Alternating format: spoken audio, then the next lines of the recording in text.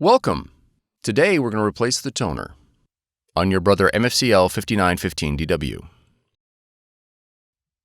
This video will cover multiple models and operating systems. Even though your machine may not match the model on the screen, the overall process will be the same. To begin, open the front cover. Allow the machine to cool for 10 minutes. Remove the drum and toner assembly and place it on scrap paper. Be careful not to touch the surface of the roller. Press the green lock lever to separate the drum and toner. Remove the replacement toner from the packaging. Remove the orange protective guard. Insert the toner into the drum module. Listen for the lever to click.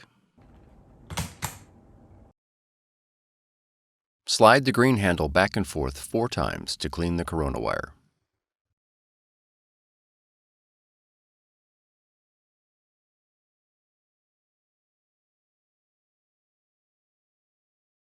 Reinstall the drum and toner unit into the machine.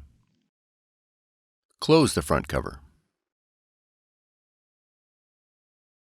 For more tutorials, FAQs, and videos, visit us at www.brother-usa.com. If you found this video helpful, be sure to subscribe. Thank you for choosing Brother.